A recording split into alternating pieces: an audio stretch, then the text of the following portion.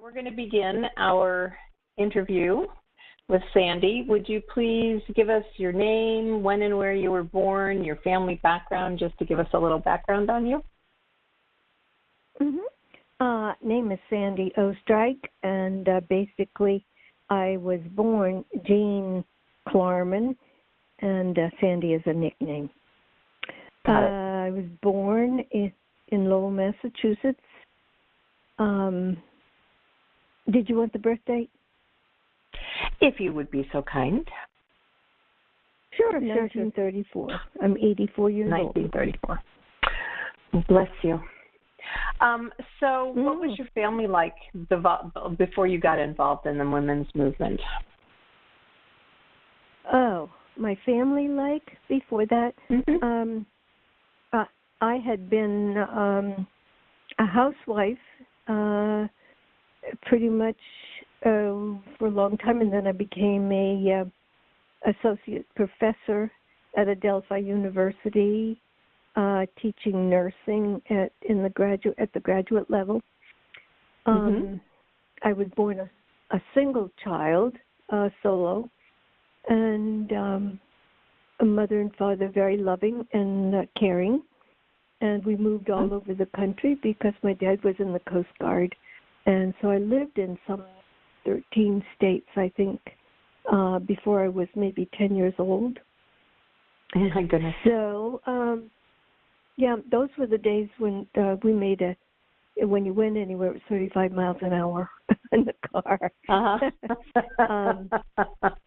And then after getting out of school and getting a master's degree and attending postgrad, a professor at Adelphi University, associate professor rather, in nursing, and worked there for 14 years, and meanwhile got tenure and so forth. And then my husband got cancer. He's still alive now. He's wonderful, but got cancer at that time, and so we decided to retire. And I had always been interested in the women's equal treatment, really. And as a child, I asked my mother, why was it that teachers called on the boys, and when they were disruptive, they did not get punished? And my mother said that, honey, that's just the way it is. And I said, when I grow up, I'm going to change that. So I guess I was about maybe 10 years old at the time.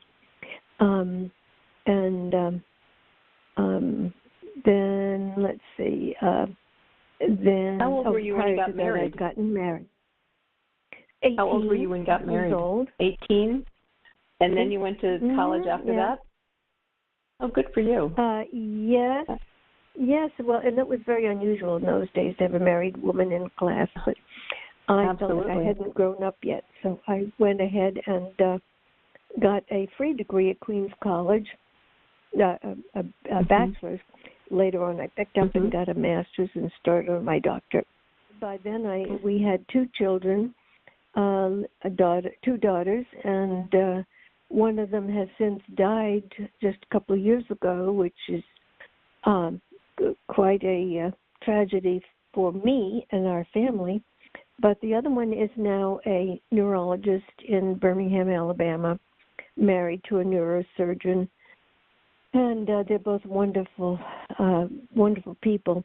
We have since forcibly adopted, unofficially, our daughter's husband. He's such a saint.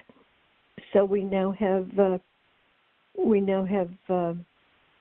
4 in the family again. So we're back. That's nice. In the whole again. So are you a grandmother now? Are you a grandmother? You are? No, neither one of us ever had children because they found that their jobs were all encompassing, and I write articles in tangent in paralleling that. I write articles about how work-life balance for a woman isn't balanced, can't be balanced if you want to do a good job for both. So I'm kind of sorry that I worked all those years. Nowadays, it would have been nice to for them to have had children and that, but they worked as hard as I did at what they did. Our dead daughter, our deceased daughter, was a school bus supervisor for a large district in New York, a large school district in New York. And she worked very, very hard at that, and sometimes for a long while didn't take vacations. But now here we are with the four of us back together again, and we have just moved from our wonderful little house. My mother died in my arms in that house in North Reddington Beach, Florida, right on the water where I could windsurf right off the dock, and it was lovely. But we have just now moved to a condo because living on the water turned out to be too stressful when it came to be hurricane time, and flood insurance was going to go up, and I'm sure now with all the floods in North Carolina, the flood insurance would be horrific. So we're very happily ensconced in our condo in Clearwater, Florida, about 15 minutes from our previous residence. And let's see, how did I start with the Equal Rights Movement? Like I said, I always felt like women got the short end of the stick, and little girls I began to worry about too. And so I became aware that the Equal Rights Movement had never passed. I had marched and protested in the 1970s as well, but of course it never passed, and it laid fallow for 36 years, still with 3 states' ratifications outstanding. So we worked very hard, and I worked very hard, 18 hours a day, 7 days a week, for almost 18 years. Now I'm back to 12 hours a day, 7 days a week, to get Florida, is where we live, to get Florida legislature to ratify in those fallow years. And it was the noose became tighter and tighter as it became a more partisan issue and more difficult. But I have hundreds of organizations, and it's just grown like topsy. And we now partner with 4 other nationwide organizations for passage of the Equal Rights Amendment. And in just the 14 months that we've been working together, we've achieved 2 more ratifications. So now we're down to just 1 more, and all 6 of us states are vying to be the one to put the Equal Rights Amendment over the top. One of the problems is that it still carries to some people the onus of being just pro-abortion, and that some other 1970s lies like the 4 dreaded abortion, women in the military, unisex restrooms, and same-sex anything. And it's not. It's much broader than that. We're much more, women are much more than their uteri, so, and all of those things. So we recognize the wording, which is equality of rights under the law shall not be denied or abridged by the United States or any state on account of sex. That means simply and straightforward, it means that sex discrimination would become a violation of the Constitution of the United States. So there would be equal treatment across the nation. It's not just a women's issue; it's a male issue too. Men don't realize that completely, but of course, women take the brunt of sex discrimination. Even the men recognize that. But it seems to be okay with too many legislators. So we've been working very hard. And like I say, we partner with 3 other huge organizations. One is Equal Rights Coalition, and that proposes the start over amendment that is has been viable since quite a few years back. But it would mean we start all over again, and we haven't even passed the one that needed only 3 states, and now only needs 1 state. For almost 100 years we've been waiting. So none of us has the time to wait another 100 years. But we are in solidarity with them and work with them very nicely. It's very important that we stay in solidarity and not be in competition, because legislators would then say, these women can't even decide for themselves what they want, so why would we bother? So we forge on, and that means that I give speeches all up and down the East Coast, particularly in Florida, every county, every fall.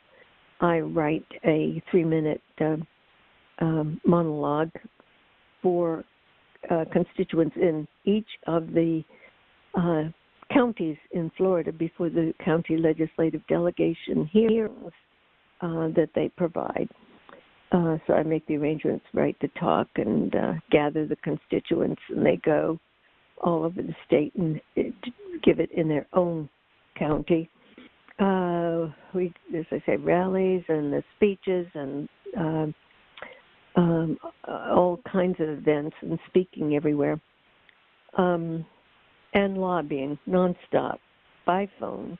I help out with the other states when their bills come, when their ERA resolutions come up, and they experience the same problem I do. The state, Florida State Senate has no problem whatsoever with it and passed it out of committee years ago, overwhelmingly, but the House refuses to hear it in any sense.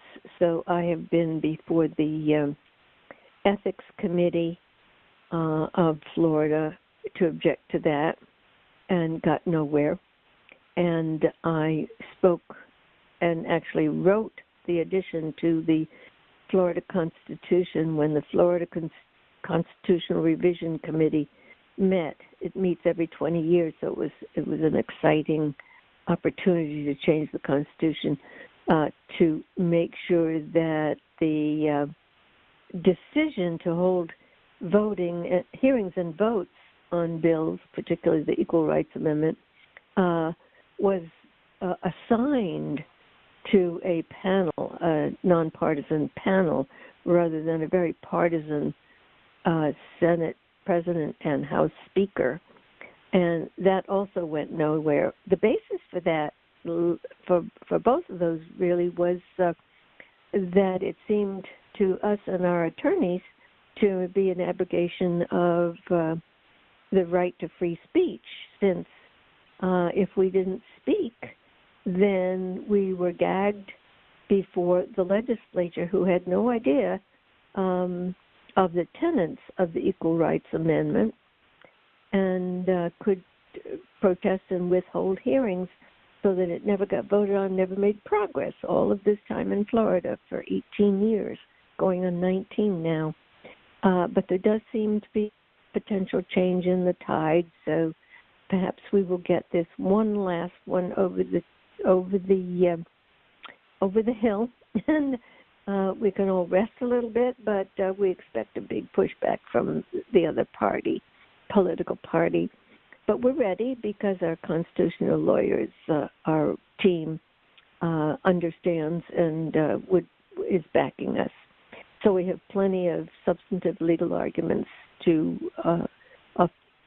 turn that away and then move right into the Constitution.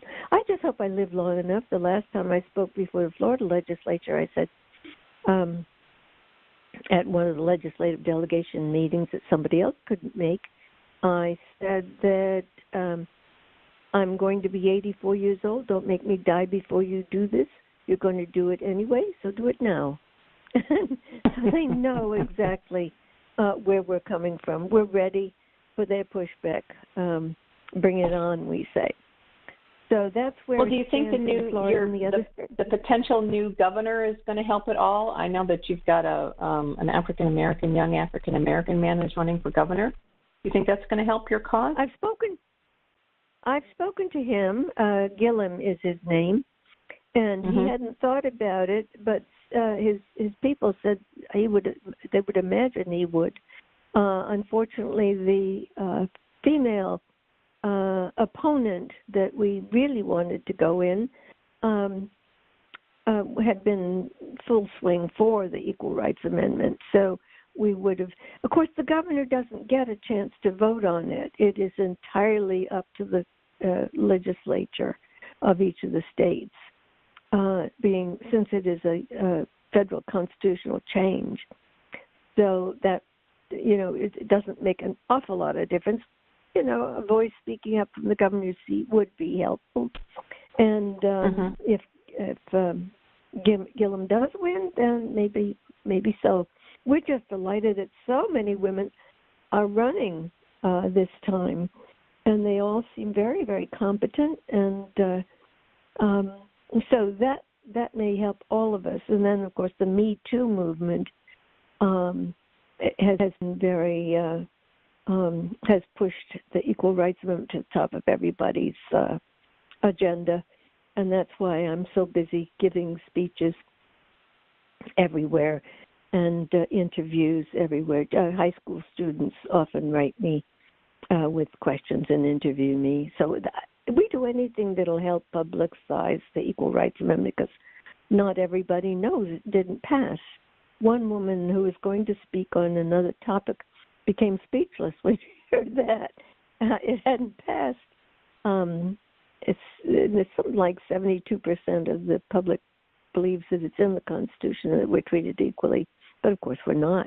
We just at our website we have a list of the kinds of things that will be either obliterated or made better, and one of them, when the ERA passes, one of them is that strict scrutiny, a tradition that makes it such that people who protest against the Equal Rights Amendment or any other bill, I guess, if it is assigned strict scrutiny, it gets a much higher standing before the courts, so that to the effect that people who do bring sex discrimination cases are more likely to win, since they don't have to prove why they need it. Others have to prove why we don't need it, and so that's a big standard to move forward constitutionally too. So there's a lot of things going for us this year in particular, and we have just relocated our office and our home to a condo, so we're kind of squeezed for space. But our 7 banners we still carry, and they're antiques from the first time, and we're just proud to be part of. By the way, did I tell you we have 300,000 members? Perhaps I did. We're just proud to carry on this and be so close. There are still people who say, you're never going to do this. Look at who's president and such as that. Well, of course, he doesn't have to say anything about it either. He has no legal say. So we're forging on, and it looks more likely than ever, since we just need one more state to ratify coming up. So we work very, very hard.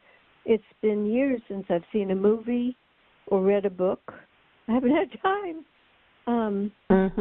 Busy sending out newsletters and such to people so that they continue to be involved. Okay, so other questions? Well, what was the most memorable experience that you have had in the fight to pass the ERA? Can you think of one specific time that, or, I can or think of a something couple. that happened? One is that one of the things that is not pleasant is that I've been run off the road and issued public death threats. by the other party. And it's quite cruel, this whole thing, and it's very, very tough.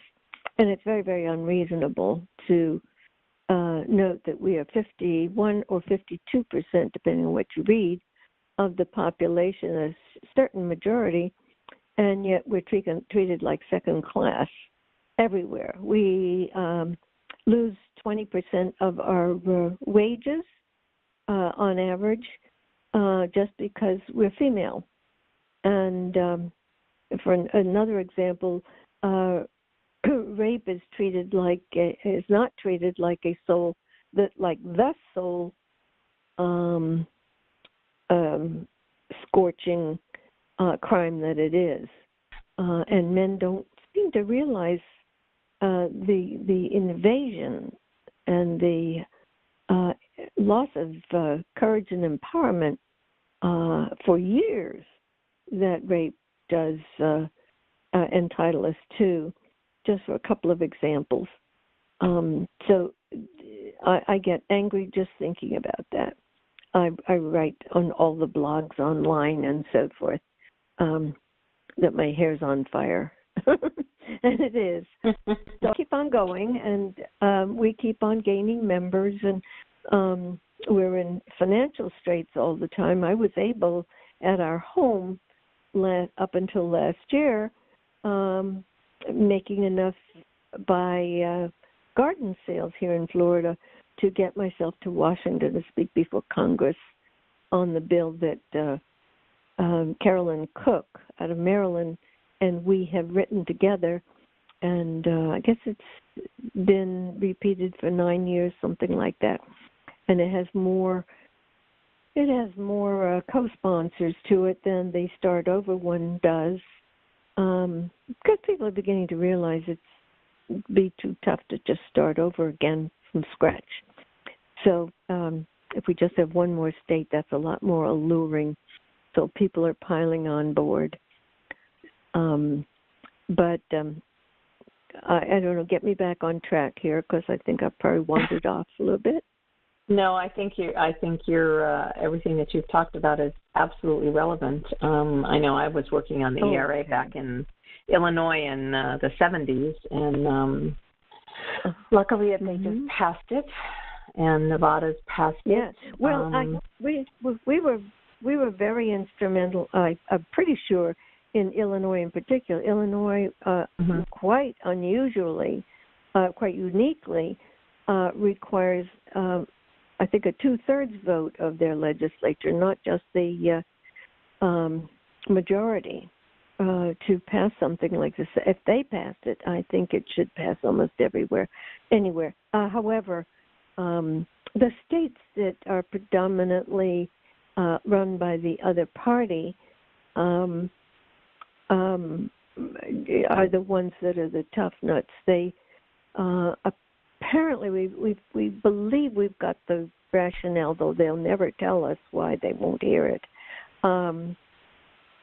We think that that party is wary that their heavy donors, the corporate donors, fear having to pay us the 20% increase in our salaries to bring us equal to male salaries for the same job, same hours, and maybe even better credentials. So they absolutely are adamant against it. So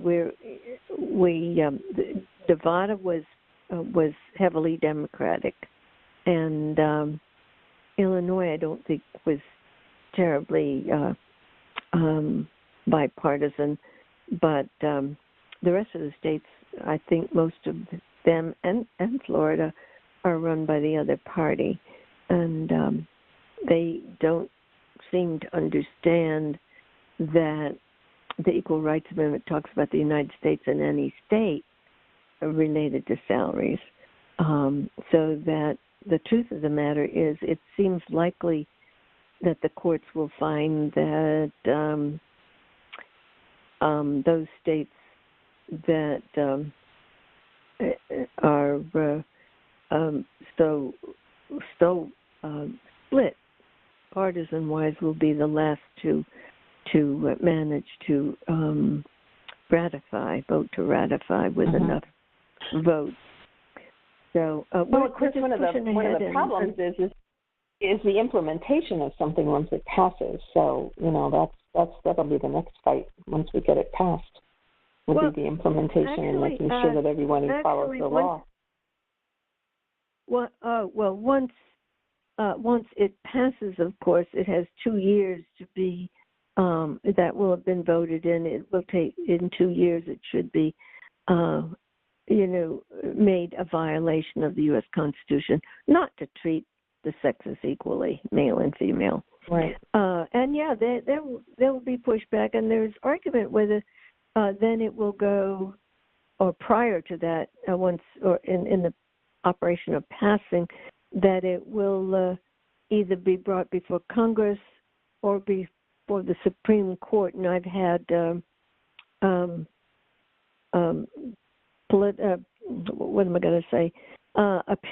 legal opinion that it will land in Congress, as it is seen as a political argument rather than a judicial one.